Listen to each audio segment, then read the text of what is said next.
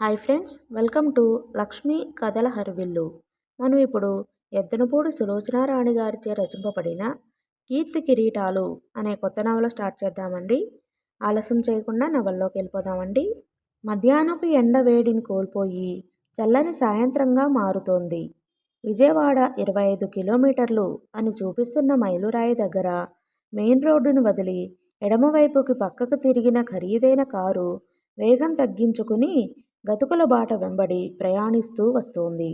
నాజూకైన తన శరీరం గుంటలు పడిన ఆ కంకర రోడ్డుని వెనకాల పొగలా లేచి వచ్చి మీద పడుతున్న దుమ్ముని భరించలేకపోతున్నట్లుగా మూలుగుతున్నట్లుగా మధ్య మధ్యలో కిర్కిర్మని శబ్దం చేస్తూ తన అసమ్మతిని తెలియచేస్తుంది. హైదరాబాద్ నుంచి అంతవరకు విలాసంగా డ్రైవ్ చేస్తూ వచ్చిన డ్రైవర్ కూడా ఇప్పుడు నిటారుగా కూర్చుని రోడ్డు మీద అడుగడుక్కి రాక్షసుల్లా నోరు తెరిచినట్లు కనిపిస్తున్న గుంటలని శ్రద్ధగా పరిశీలిస్తూ జాగ్రత్తగా డ్రైవ్ చేస్తున్నాడు. కాకి యూనిఫామ్ ధరించిన అతను నల్లగా ఉన్నాడు. గుబురు మీసాలు ఉన్నాయి.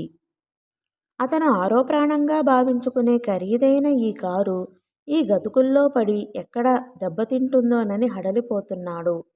ఒక క్షణం తల తిప్పి బయటకు చూస్తూ ఎండ ఎంతో అందంగా ఉంది. ఏపుగా పెరిగిన జొన్న చేలు తలలు ఊపుతున్నాయి. రోడ్డు మీద మధ్య మధ్యలో అతనికెదురుగా సీతాకోక చిలుకల్లా రంగురంగుల చీరలు ధరించి చూడముచ్చటైన వంపులు ప్రదర్శిస్తూ గడ్డి మోపులెత్తుకుని ఇళ్లకు నడిచి వెళ్తున్న ఆడవాళ్లు కనిపిస్తున్నారు. వారిలో కొంతమంది ఈ కొత్త కారు వైపు ఆశ్చర్యంగా సంభ్రమంగా తిరిగి తిరిగి చూస్తూ వెళుతున్నారు. అతను విలాసంగా డ్రైవ్ చేస్తూ ఆనుకుని కూర్చోవడానికి వీలే లేకుండా ఉంది. ఏనాడు కారు మొహం ఎరుగని వాడిలా స్టీరింగు 2 చేతులతో గట్టిగా పట్టుకుని రోడ్డు మీద గోతులను చూడడం కోసం ముందుకు వంగి చూడాల్సి వస్తోంది. ఆ విద్యాపురం ఇంకెన్ని మైళ్ళు ఉందిరా దేవుడా! ఈ కారు ఎక్కడెక్కడ తిష్టవేస్తుందోనని నా పని ఖాళీ. నేను ఈ ఊరు వచ్చానని తెలిస్తే ఆ కిషోర్ నా పీక పిసుకుతాడు. మనసులో తిట్టుకుంటున్న అతను కారు ఆపి జేబులోంచి పర్సు తీసి అందులో భద్రంగా దాచి ఉంచిన తెల్ల కాగితం తీసి చూశాడు. తను దారి తప్పలేదు. సరిగ్గానే వస్తున్నాడు. అమ్మగారు ప్లాన్ గీసినట్లు తోవ చూపిస్తూ పేర్లు వ్రాశారు. వీరాజీపేట దాటితే గాని విద్యాపురం రాదు. కాగితం మడిచి జేబులో పెట్టుకున్నాడు.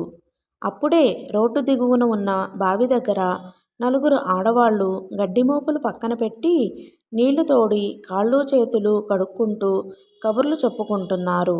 ఇదిగో విద్యాపురం ఇటేనా? కారులో నుంచి తల బయటకు పెట్టి తోవ తెలిసి కూడా వాళ్లను కేకపెట్టి అడిగాడు. వాళ్ళంతా తిరిగి చూశారు.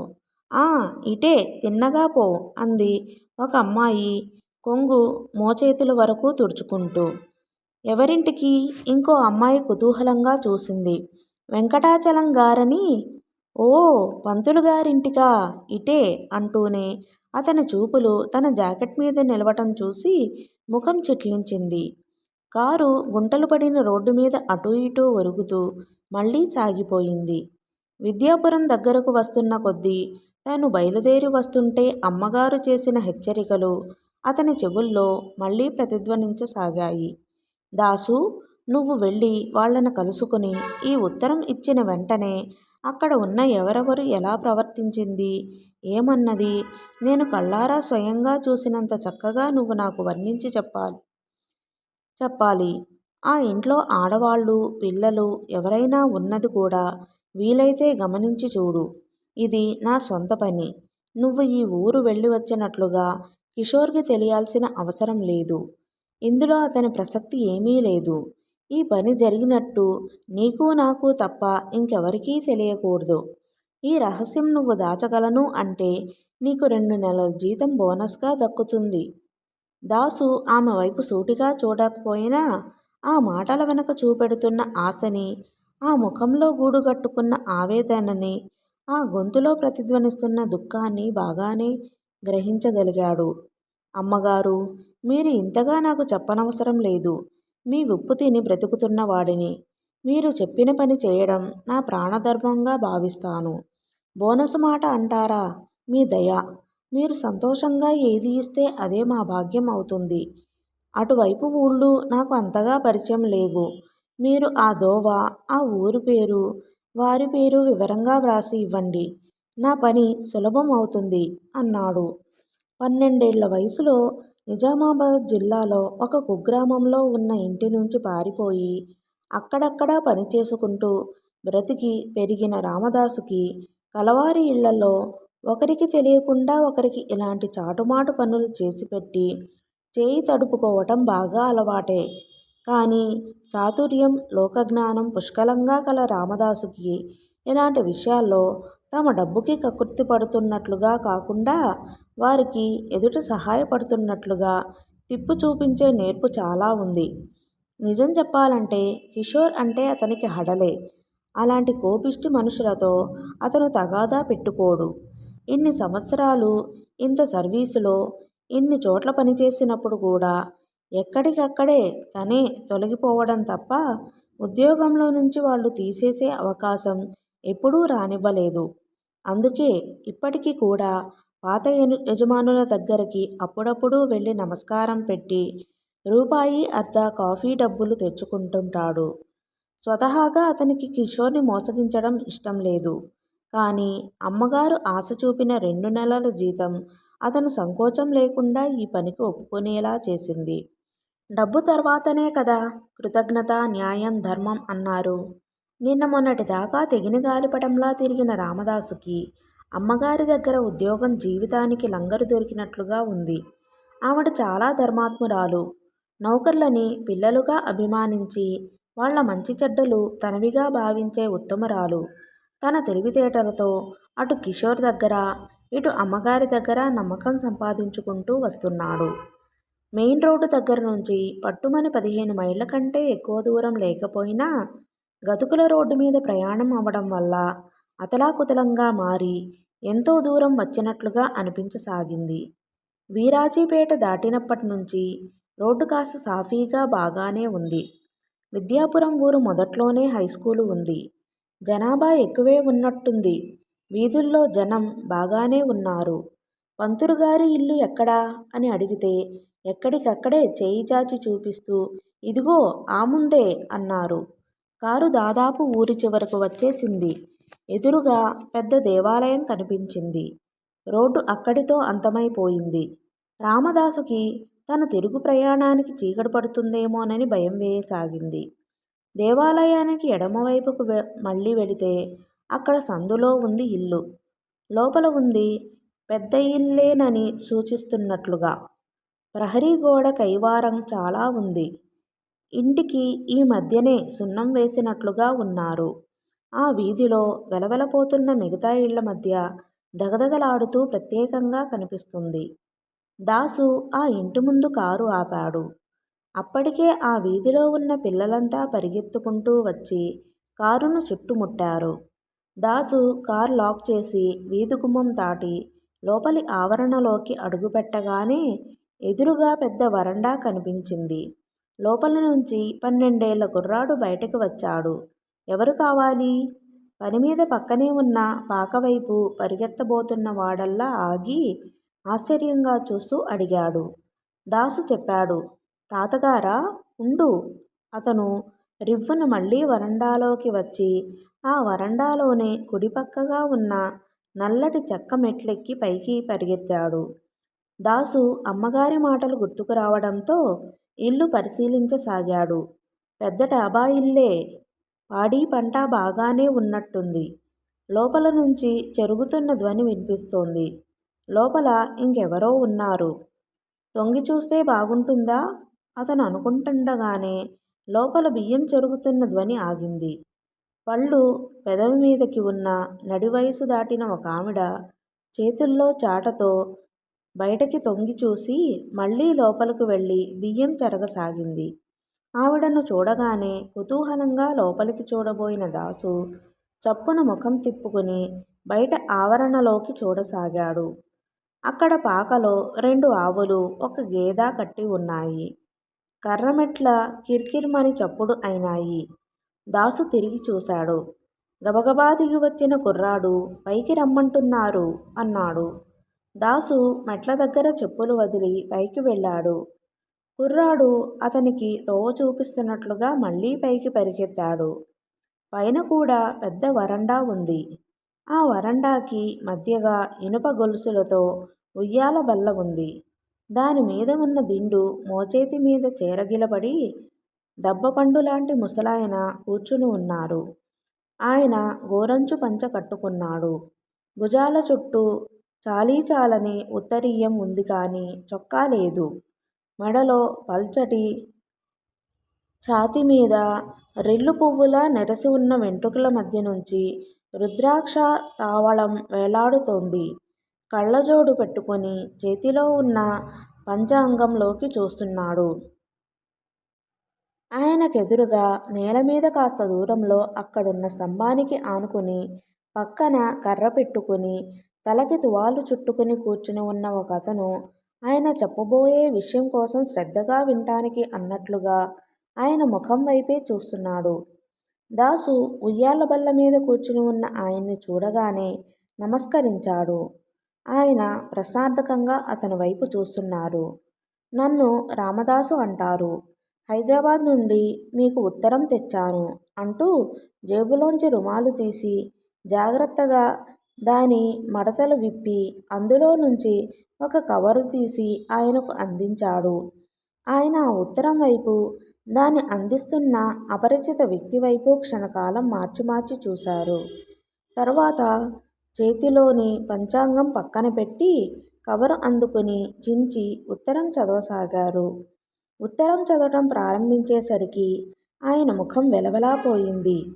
అందులో ఏముందో గాని అది చదవడం పూర్తి చేసేసరికి ఆయన మనసులో రకరకాల భావాలు ముప్పిరిగొంటున్నాయని తెలుస్తూనే ఉంది. వాటిని బయటపడనీయకుండా కళ్ళెం వేసి బిగించడానికి ఆయన ప్రయత్నిస్తున్నట్లుగా ఆయన ఉచ్ఛ్వాస నిశ్వాసాలు వేగం కావడంతో అంతవరకు పొట్టమీద నిశ్చలంగా ఉన్న రుద్రాక్ష తావళం కిందకు మీదకు కదలసాగింది. క్రింద కూర్చుని ఉన్న అతను ఉత్తరం చదువుతున్న ఆయన వైపు, అది అందించి నిలబడిన దాసు వైపుకి ఆసక్తిగా చూస్తున్నాడు. చేతిలో కాగితాలు చదవటం పూర్తికాగానే ఆయన క్షణకాలం కళ్ళు మూసుకున్నారు. ఆయన చేతివేళ్లు మెడలో రుద్రాక్షమాలని స్పృశించినాయి. పెదవులు అస్పష్టంగా వినిపించనట్లుగా రామా రామా పాహిమాం అని గొణుక్కున్నాయి. ఆయన కళ్ళు తెరవగానే ఎదురుగా రామదాసు జవాబు కోసం అన్నట్లుగా నిలబడి చూస్తూ కనిపించాడు. ఆయన దిండు మీద మోచేత్తో ఆనుకుని కూర్చున్న వాడల్లా లేచి సరిగ్గా కూర్చోవడంలో తనను తాను సంభాళించుకున్నాడు. చాలా దూరం నుంచి వచ్చినట్లున్నావు. దాహం తీర్చుకుని విశ్రాంతి తీసుకో. ఒరే ఏసోబు, ఇతన్ని క్రిందకు తీసుకువెళ్ళి మజ్జిగ తాగుతానంటే రత్తమ్మని అడిగి ఇవ్వు. కాఫీ తాగుతానంటే బజారులోకి రహీం హోటల్కి తీసుకువెళ్ళు అని పురమాయించారు. చిత్తం, క్షమించాలి. నేను మళ్ళీ వెంటనే బయలుదేరి వెళ్ళిపోవాలి. రోడ్డు బొత్తిగా బాగుండకపోవడంతో అనుకున్న దానికంటే ఆలస్యం అయింది. అమ్మగారు ఉత్తరానికి సమాధానం తెమ్మన్నారు. మీరు త్వరగా ఇస్తే. సమాధానం ఇవ్వవలసిన వ్యక్తి ఇక్కడ లేడు. ఒక్క నిమిషం నిలబడు. ఇప్పుడే పిలుస్తాను. ఇదిగో ఏసోబు, వెళ్ళి అబ్బాయి గారిని పిలుచుకురా. నేను రమ్మంటున్నానని చెప్పి త్వరగా తీసుకురా అన్నారు. అంతవరకు ఆయన పక్కనే ఉయ్యాలబల్ల గొలుసు పట్టుకుని నిలబడిన ఏసోబు వెంటనే తల ఊపి తూనీగలా పరిగెత్తాడు. ఆయన ఉత్తరం పక్కన పెట్టి పంచాంగం మళ్ళీ చేతిలోకి తీసుకున్నారు. రామదాసు అక్కడ నుంచి కదిలి 4 అడుగులు పక్కకి వేసి పిట్టగోడని ఆనుకుని నిలబడ్డాడు. పైన డాబా మీద ఇల్లు కొంతవరకే ఉంది. మిగతా జాగా అంతా చాలా వరకు ఖాళీగా వదిలేశారు. క్రింద నుంచి ఎదిగిన కొబ్బరి చెట్టు ఒకటి డాబా మీదకు వంగి ఉంది. ఇక్కడ ఈ ఊరు, ఈ మనుషులు, ఈ ఇల్లు చాలా వెనకబడినట్టు ఉన్నా చుట్టుపక్కల పరిసరాలు మాత్రం కంటికింపుగా చాలా అందంగా ఉన్నాయి. ఇక్కడ నుంచి చూస్తే దేవాలయం లోపల ప్రదక్షిణలు చేస్తున్న ఆడవాళ్ళు, పిల్లలు కనిపిస్తున్నారు. ఏసోబు దేవాలయం ప్రహరీ గోడ పక్క నుంచి పరిగెత్తుతున్నాడు. దేవాలయం ముఖద్వారానికి ఎదురుగా దూరంగా పెద్ద కాలువ ఉంది. కాలువ నిండా నీళ్లు ఉన్నాయి. కాలువ అవతలి ఒడ్డున చిట్టడవిలా చెట్లు ముసురుకుని ఉన్నాయి. దాన్ని ఆనుకుని ఎత్తైన కొండలు కనిపిస్తున్నాయి. కాలువ దాటి అవతల ఒడ్డుకి చేరడానికి ఊరివాళ్లు చేసుకున్న సదుపాయంలా వెదురు వంతెన ఉంది. ఏసోబు ఆ వంతెన మీద నుంచి తూనీగలా పరిగెత్తుతూ అవతల ఒడ్డు చేరుకుని చెట్ల మధ్య మాయమైపోయినాడు. వెదురు వంతెన దాటి వచ్చిన ఏసోబు ఇంకా పరిగెత్తుతూనే ఉన్నాడు. మధ్యలో రాయ తగిలి బోర్లా పడబోయి ఆపుకున్నాడు. కాలవకి ఇవతల ఒడ్డు అయినా ఇక్కడంతా చింత, తుమ్ము, మద్ది, అత్తి మొదలైన చెట్లతో గజిబిజిగా ఉంది. వాటి మధ్య నుంచి మనుషులు నడవడం అలవాటు అయినట్లుగా బాగా నలిగిన కాలిబాట స్పష్టంగా కనిపిస్తోంది. ఆ చిట్టడవి వెనక కోటగాడలా ఆకాశంలోకి లేచి నిలబడినట్లుగా ఎత్తుగా ఉన్న కొండల వరుస అటు ఎక్కడ నుంచి మొదలయిందో తెలియదు గాని ఇటువైపు బెజవాడ వరకు వ్యాపించి ఉన్నాయని మాత్రం ఆ ఊరి ప్రజలకు తెలుసు. ఎవరైనా నూతన వ్యక్తులు ఆ అడవిలో అడుగుపెట్టగానే అతి నిశ్శబ్దంగా ఉన్న ఆ ప్రదేశంలో చెట్ల మీద రకరకాల పిట్టల కిలకిలతో పాటు ఆ చుట్టుపక్కలే ఎక్కడో దూరంగా రాళ్ల మధ్య నుంచి శబ్దం చేస్తూ ఉరుకుతున్న బరువైన నీటిధారల మృదు మధుర సంగీతం కూడా విని ముగ్ధులవటం తథ్యం. ఎండుటాకులని చప్పుడు చేస్తూ ఏసోబు పరిగెత్తుకు వస్తున్న ఆ కాలిబాట మిట్ట పల్లాలతో ఎగుడు దిగుడుగా అడవి లోపలి వరకు ఉంది. అక్కడ 4-5 ఎకరాల స్థలం సమతలంగా ఉంది. ఆ 4-5 ఎకరాల మేర చెట్లు నరికి శుభ్రం చేసి వాసయోగ్యం చేసుకున్నట్లు కనిపిస్తోంది. అక్కడ దాదాపు 20 వరకు చిన్న చిన్న పెంకుటిళ్ళు, 30-40 వరకు పూరిపాకలు ఉన్నాయి. వాటిని దాటి ముందుకు వెళితే కుడివైపు పెద్ద పెద్ద కొయ్యదుంగల్ని కోసే రంపపు మిల్లు ఉంది. దాని ఆవరణ నిండా చిందరవందరగా కలప ఉంది. రంపపు మిల్లు తలుపులు మూసి తాళం వేసి ఉంది. దానికెదురుగా వరుసగా రేకులు వేసిన షెడ్లు ఉన్నాయి. వాటిల్లో బీరువాలు, టేబుల్స్, కుర్చీలు, మంచాలు తయారు చేస్తూ మనుషులు పనిచేస్తూ ఉన్నారు. ఏసోబు ఆ షెడ్డులోకి తొంగి చూసి తనకు కావలసిన వ్యక్తి అక్కడ లేనట్లుగా మరి కొంచెం దూరం పరిగెత్తి చిట్టచివరి షెడ్డులోకి వచ్చాడు. అక్కడ రాళ్ల మీద నీళ్లు పడుతున్న ధ్వని మరింత దగ్గరగా వినిపిస్తోంది. ఈ షెడ్డు మిగతా వాటిలా కాకుండా బంగళా పెంకున్న పైకప్పుతో పొడుగ్గా విశాలంగా ఉంది. ఆ షెడ్డులో మధ్యకి పార్టిషన్ ఉంది. ఎడమవైపున నేలమీద ఈతాకు చాపలు పరిచి ఉన్నాయి. వాటి మీద రకరకాల కొండపల్లి బొమ్మలు పోగులుగా పడి ఉన్నాయి. వాటిల్లో పళ్ళు, పువ్వులు, చెట్లు, మృగాలు, పిట్టలు, దేవుళ్ళు, దయ్యాలు లాంటి అనేక రకాలున్నాయి. మనుషులలో మహారాజుల దగ్గర నుండి ఏనాది వరకు రకరకాల వర్ణ వ్యవస్థలని కట్టుబొట్టులతో చిన్నా పెద్ద విభిన్న సైజులలో జీవకళ ఉట్టుపడుతూ చూపరుల దృష్టిని ఆకర్షించి ఆహ్లాదపరిచి ముగ్ధుల్ని కావించేటట్లుగా ఉన్నాయి. ఈతాకు చాపల పక్కన కొన్ని దేవదారు చెక్క పెట్టెలు పెట్టి ఉన్నాయి. వాటి మీద పేర్లు వ్రాసిన చీటీలు అంటించి ఉన్నాయి. అక్కడ కూర్చున్న 4-5 ఆడవాళ్లు ఆ చెక్క పెట్టెలో గడ్డి, రంపపు పొట్టు, కాగితాల తుక్కు వేసి నింపి వాటి మధ్య జాగ్రత్తగా ఆ బొమ్మలను పెట్టి భద్రపరుస్తున్నారు. ఆ ఆడవారికి కాస్త దూరంలో పార్టిషన్కి అవతల కిటికీ దగ్గర నిలబడి 2 వ్యక్తులు మాట్లాడుకుంటున్నారు. అందులో ఒకతను తెల్లటి పైజామా, లాల్చీ ధరించి తరుణ వయసులో దారుఢ్యంగా ఉన్నాడు. అతని జుట్టు నీట్గా చక్కటి క్రాఫ్గా ఉంది. రెండో అతను బక్కపల్చగా, పొట్టిగా, బట్టతలతో చంకలో గొడుగు పెట్టుకుని ఉన్నాడు. గొడుగు పట్టుకుని ఉన్నాయన తరుణ వయస్కుడిని బ్రతిమిలాడుతున్నాడు. బాబూ, ఈ ఒక్కసారికి నా మాట కాదనకండి. అవతల మాట ఇచ్చి వచ్చాను. వచ్చేసారి మీరు చెప్పినట్టే చూద్దాం అంటున్నాడు. చురుగ్గా ఉన్న యువకుడి కళ్ళు చిరాకుని నిగ్రహించుకున్నట్లుగా చూసినాయి. అసలు క్రిందటిసారి పోనీలే అని మీ మాట వినడం నాది పొరపాటయింది. అందుకే ఈసారి కూడా మీరు మళ్ళీ పాతపాట మొదలుపెట్టారు. అవునా? అన్నాడు. అమ్మమ్మ, మీరంత మాట అనవద్దు. ఏదో సంవత్సరాల తరబడి అలవాటైన బేరం కాబట్టి నేను ప్రాకులాడుతున్నాను గాని, ధరలు మండిపోతున్న ఈ రోజుల్లో తినడానికి తిండి లేకుండా చస్తుంటే ఈ బొమ్మలు కొనేవారెవరండి? ఎవరో కొంతమందైనా ఉన్నారు కాబట్టే మీరు ఇక్కడికి వచ్చి అరగంట నుంచి నా ప్రాణాలు తీస్తున్నారన్న సంగతి మర్చిపోకండి. ఆకలి బాధతో బాధపడే వాళ్ళు పడుతూనే ఉంటారు. ఉన్నవాళ్ళు వినోదాలకి, విలాసాలకి డబ్బు వెదజల్లుతూనే ఉంటారు. ఇది మనం మార్చలేని చరిత్ర అని అందరికీ తెలుసు. అతను పక్కకు తిరిగి టేబుల్ మీద పెట్టి ఉన్న పెద్ద ఏనుగు అంబారీని చేతుల్లోకి తీసుకున్నాడు. ఈ అంబారీ చూశారా? ఢిల్లీలో ఉన్న నేషనల్ హ్యాండ్క్రాఫ్ట్స్ ఎంపోరియం నుంచి 50 ఏనుగులు కావాలని నిన్ననే మాకు ఆర్డర్ వచ్చింది. ఈ ఏనుగు ఒక్కసారి తయారు చేస్తే దాని ఆధారంగా మిగతావి ముద్రించడానికి ఇది అచ్చువేసే యంత్రం కాదు కదా. ప్రతిసారి ప్రతి ఒక్కటి మొదటిది చేసేంత శ్రద్ధతో జాగ్రత్తగా చెయ్యాలి. అట్లా చెయ్యాలంటే ఆ చేసే మనిషికి ఏకాగ్రత కావాలి.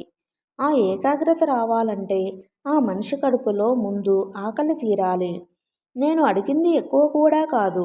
ఒక బొమ్మ మీద మీరు సంపాదించే రూపాయి లాభంలో 20 పైసలు మాకు ఇవ్వమంటున్నాను. ఇది దురాశ కాదు. మీరే చెప్పారు ధరలు మండిపోతున్నాయని. ఆ మంటల తాకిడి అందరికీ ఉందన్న విషయం మీరు మర్చిపోకండి. అంతేనంటారా? అంతే. 20 పైసలు ఒకేసారి పెంచడం అంటే చాలా కష్టం అంటారు. అదేగా మీరు చెప్పే మాట. మీరు ప్రతి సంవత్సరం ఇష్టం వచ్చినట్లు ధరలు పెంచి అమ్ముతుంటే కొనేవాళ్ళకి ఏం బాధ లేదు కదా. అందుకే కిందటిసారే మీకు నేను గట్టిగా చెప్పాను. నా మాట విని బొమ్మల విషయంలో మీరీ దళారీతనం మానేయండి. మీకు ఇది ఒక్కటే కమిషన్ వ్యాపారం కాదు కదా. అమ్మమ్మ, అంత మాట అనకండి. గంపెడు పిల్లలు కలవాడిని. ఇలాంటి 10 చేసే గాని ఇల్లు గడవదు. మీరు ఈసారికి కాస్త నా పట్ల దయ చూపించాలి. ఇది నా సొంతం అయితే తప్పకుండా అలాగే చేసేవాడిని. కానీ వాళ్ళు నన్ను నమ్మి ఈ బాధ్యత నా నెత్తిన పెట్టారు. ఇందులో నాకు స్వతంత్రం లేదు. అతను అంటుండగానే అక్కడికి పరిగెత్తుకు వచ్చిన ఏసోబు అతని చెయ్యి పట్టుకున్నాడు. తాతగారు మిమ్మల్ని రమ్మంటున్నారు. మన ఇంటికి పెద్ద కారు వచ్చింది ఆయాసపడుతూ చెప్పాడు. కారా? అతను ఆశ్చర్యంగా చూశాడు. అవును, ఆకుపచ్చ రంగుది. చాలా బాగుంది. వాడి కళ్ళు మెరుస్తున్నాయి. వస్తున్నాను పదా. ముందు రమ్మన్నారు. అతను ఏసోబు ముఖంలోకి తదేకంగా చూశాడు. తర్వాత ఏమనుకున్నాడో ఏమో చేతిలో ఏనుగు అంబారీని టేబుల్ మీద పెట్టాడు. జేబులోంచి తాళం చెవుల గుత్తి తీసి అక్కడున్న అల్మెరాకి, డ్రాయర్కి తాళం వేసి అవతలికి వచ్చాడు. పార్టిషన్ దాటి బయటికి రాగానే అక్కడ పనిచేస్తున్న ఆడవారిలో ఒక ఆమెతో, మాణిక్యం రంగడు వస్తే నేను పనిమీద వెళ్ళానని చెప్పు. అందరూ వెళ్ళిపోయిన తరువాత షెడ్లన్నీ జాగ్రత్తగా తాళాలు వేయమను అని పురమాయించి బయటకు వచ్చాడు. చంకలో గొడుగు ఉన్నాయన కూడా అతని వెనకే వచ్చాడు. వెదురు వంతెన మీద నడుస్తుండగా, నా మాట ఇంకోసారి బాగా ఆలోచించండి బాబూ అంటూ అర్థించాడు. నాకు ఇన్నిసార్లు ఆలోచించడం అలవాటు లేదు. ఒక్కసారే బాగా ఆలోచిస్తాను. ఏ వస్తువైనా కొనేవాళ్ళు ధరలు అడిగే రోజులు పోయి అమ్మేవాళ్ళు చెప్పే రోజులు వచ్చాయని మీరు గుర్తించడం మంచిది. వస్తాయి బాబు, వస్తాయి. మధ్యలో మీలాంటి మహారాజులు వచ్చి వాళ్ళకి తెలివితేటల్ని నేర్పుతుంటే రాకేం చేస్తాయి? ఇది వరకంతా బొమ్మలు అమ్మి పెట్టమని నా వెనక తిరిగిన వాళ్ళు కదూ వీళ్ళందరూ. ఇప్పుడు నాకే బేరం చెప్పే మొనగాళ్ళైపోయినారు. ఎప్పుడూ ఒకళ్లే లాభం పొందడం న్యాయం కాదు కదండి. అతను వెనక్కు తిరిగి నవ్వుతూ అన్నాడు. ముగ్గురు వెదురు వెంతెన దాటి యువతల ఒడ్డుకు వచ్చారు. చీకటి పడుతోంది. మరి నేను వెళ్ళిరానా? ఎంతో వినయంగా అడిగాడతను. వెళ్ళండి. పాత బేరమే మళ్ళీ చెప్పేటట్టయితే ఇక రాకండి. నిర్మొహమాటంగా అన్న అతను గుడివైపు సందులోకి మళ్ళాడు. సరే, మీ మాటే కనియ్యండి. నేను సోమవారం వస్తాను. డబ్బు మొదటే అంతా చెల్లించాలని మీ ప్రొప్రైటర్కి చెప్పండి. వాయిదాల పద్ధతి కుదరదు. నేనైతే చెబుతాను మరి, కానీ ఎప్పటి నుంచో అలవాటైన పద్ధతి. ఒక్కసారి వదులుకోగలరా? నా శాయశక్తులా చెప్పి చూశాను. వస్తాను, సెలవు. అతను కేక పెట్టి చెప్పి వెళ్ళిపోయాడు. ఎవరా వచ్చింది ఏసోబు? గోపాలంగారా? ఆరు నాకు తెలియదేంటి? కాదు, ఎవరో కొత్తవాళ్ళు. ఒకళ్ళా ఇద్దరా? ఒకరే. తాతగారికి ఉత్తరం తెచ్చారు. అర్జెంటట. దానికి మీరు సమాధానం చెప్పాలిట. అతని చెయ్యి ఏసోపు భుజం మీద ఆత్మీయంగా ఆనింది. సరేగాని మధ్యాహ్నం నువ్వు చూసి వ్రాత వ్రాసావా లేదా? ఎక్కడండి? రత్తమ్మ రాత్రి పుట్టిన ఆవుదూడని చూస్తున్నవని చెప్పింది. రత్తమ్మ చెప్పిందా? నువ్వే దానితో ఆడుతూ కూర్చున్నావా? రాత్రికి నేను పడుకోబోయే లోపల వ్రాసి చూపించకపోయావంటే? అతను నవ్వుతూ ఏసోబు చెవి పట్టుకున్నాడు.